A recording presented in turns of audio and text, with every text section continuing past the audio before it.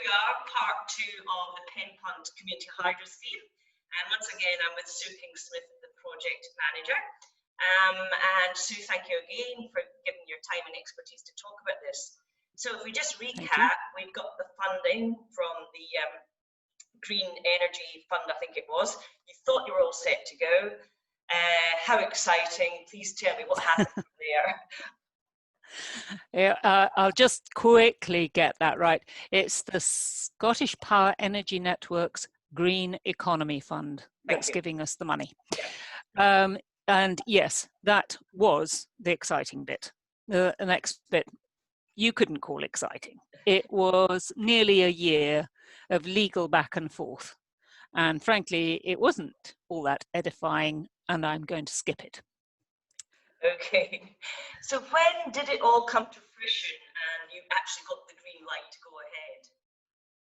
Well, by the end of February 2020, we had bought from Buccleuch the land on which the turbine house was to sit, plus a little bit extra above it. And we had a lease from Buccleuch for siting 2 intakes on their forestry and bringing the pipe down over their fields, which are rented out to agricultural tenants. And this arrangement all cost a lot of money, and the funding didn't come through until it was all signed, sealed and settled. So several people generously loaned money during this period, and the Joint Community Benefit Fund continually provided financial support in spite of all the delays and disappointments. Great, good. So then were you actually free to start? Well, yes, but then there was COVID and lockdown and uncertainty as to whether materials, especially pipe, could be obtained. The JB Hydro team, our contractor, had been self-isolating for the previous 3 months or 2 months. And also the scheme was for energy generation, so it was a protected industry. And the team spent 2 days clearing trees from the turbine house site towards the end of March, and they came back at the beginning of June. And since then, they have been working flat out with astonishing speed, efficiency, and tidiness. And the weather has been kind, and so is the midge. So pipes are being laid into the ground as we speak, and the project is on course to be finished later this summer. Great, so making fantastic progress in a short amount of time. So just to clarify, for a time scale, we're up to June the 29th as we speak today, yeah? Great. Yes, so, that's right. There are some people that live relatively close to the turbine house. Any concerns about noise output? Well, we've considered this, and this was raised correctly during planning permission. And the acoustic report suggested that this would not be a problem, that the amount of noise coming from the turbine house and reaching those near houses would be minimal and not noticeable. But to further increase sound insulation, the turbine house will be semi-buried. It will have earth up halfway up its walls. It'll also have a turf roof and an insulated door. Fantastic. So quite well sort of camouflaged. You've got plans for it to be sort of educational as well and sharing what you've done, yeah? Oh yes, this is part of the plan. There'll be space for school children to stand safely and view the turbine works through the window. And what I'm really looking forward to is them watching the pigging process, because the pipe gathers muck on its inside and that impedes the flow of water through it. So you need to send a pig down it. And a pig is effectively a tight-fitting foam rubber ball. And when the pig comes out of the pipe, it is disgusting. It is brown and gungy, and the water comes after. It's also brown and gungy, and I think the children will enjoy that. But the pipe is then clean, and you can see how the flow and the power have increased as a result. How interesting, great. So who's going to look after the project in the future and maintain it when needed?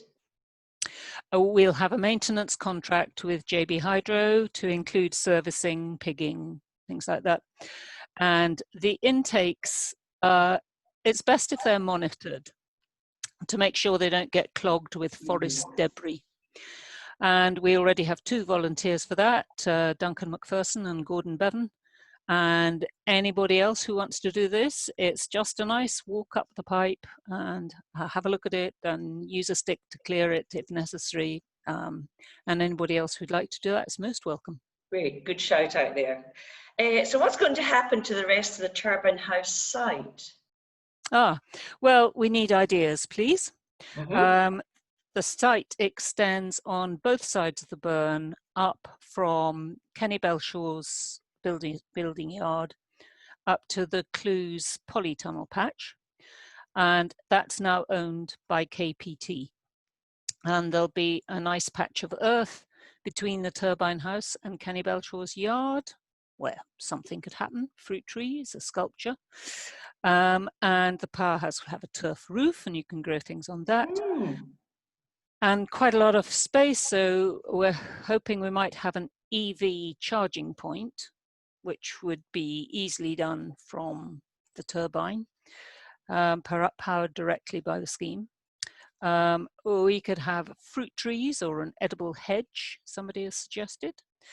We could have a small building with solar panels on it, southwest facing roof, to deliver even more clean electricity. And yes, a small building, somebody suggested a hydro hut.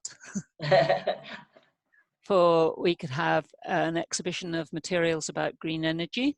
We could have school children, a space for them to do educational activities. It could be a place for people to rest while their cars are being charged. It could be alternative office space for KPT or hub businesses. A cycle museum, anyhow, all the ideas welcome. A multitude of ideas, which is quite exciting. So how long is the scheme going to last? It should last 100 years. Wow. Our lease with Buccleuch needs to be renewed after 25 years and again after a further 25 years and at 10-year intervals after that. And for this, KPT will pay them £100 a year, increasing at the rate of inflation. Great. Now, how much time have you, Gavin, spent on this project so far? Better not asked. Now, Gavin has logged the community's joint time at over 1,200 hours, but I will say that of that, by far, the largest share is his. Yeah, great. Good effort. So why did you go for it, and why would anyone freely spend 20 months in fairly constant thought, calculation, and phone calls and emails on something that isn't going to benefit them directly, which is very philanthropic of you? Well, some people do, don't they? All I can say is, well, we have the time, being retired. We have pensions and don't need any more money. We knew about the FIT opportunity that I talked about last time and how to get the necessary permissions. And we have management experience. So it was an opportunity to exercise this knowledge and experience. It also seemed a terrible waste of potential clean electrical energy and its financial worth not to create the scheme. And another thing was that it also seemed a good opportunity to give a boost to KPT finances, KPT being the only driving force there currently is to address decline in this area, and also to construct a scheme for the good of the planet, albeit in a very small way. That's a great story in itself. So do you and Gavin have any financial interest as such in the scheme, in the hydro scheme?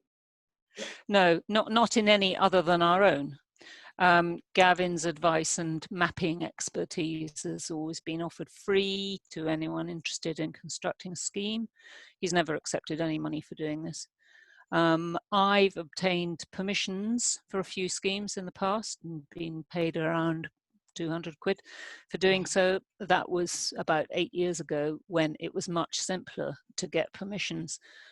Micro hydro installers stopped doing their job largely because doing the permissions was so time consuming and complicated. So that's a great pity.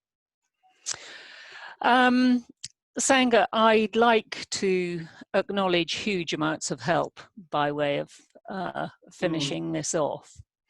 First, most importantly, our funder, the Scottish Power Energy Networks Green Economy Fund, and all very helpful people there, Felicity Tolley, Graham Bolton, etc.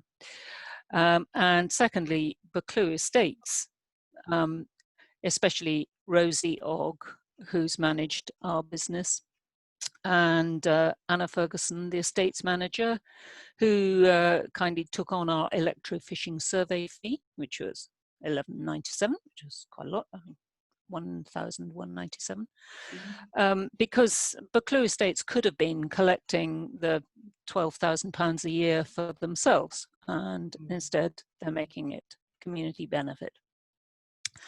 And they also addressed this contract, this complicated contract, when it was not a priority for them. So that was great. I'd like to thank the KPT Hydro team, especially, well, mainly Robert Gladstone and Neil Mackay. Neil has offered constant encouragement and support, and Robert has been fantastically useful.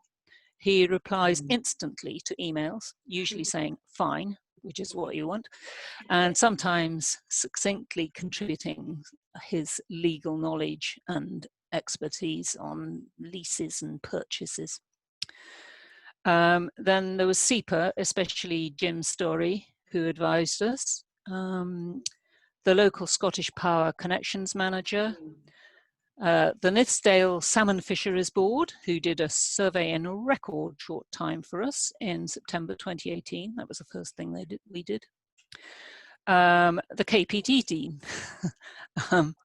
Maureen, Bobby Hannaford, yourself, Senga, and Chris Shirley, and the very long-suffering KPT Joint Community Benefit Fund, and the lenders, who I've already mentioned, who kept producing money with no return and had faith that eventually the scheme would come good. And finally, our contractors, JB Hydro, who remained available for when we could call on their services all through last year, and are now working with stunning speed, efficiency, and tidiness. They're a real pleasure to work with. Fantastic. That's well, my list. Brilliant and well deserved. Well, what a fantastic story, and I think we're very excited as KPT to be actually sharing this with the wider community and anyone that's interested, you know, in micro hydros, which it's not an easy journey, as you've sort of demonstrated, Sue. So yeah, congratulations. Well, what a great legacy for the area.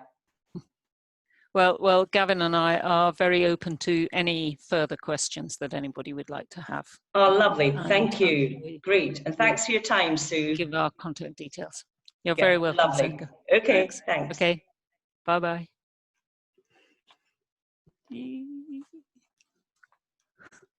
That's us. We've stopped recording. Okay, all right. I've left the meeting. Sorry. Oh, well, apparently not. I can still hear you, but that's fantastic. Yeah. Okay, good. Right. Great, Sue. And I'll get you a link so you can see it. That'll be good. Okay. Yeah, take care. All right. Okay. Cheers. Bye. Okay. Bye, Senga. Bye.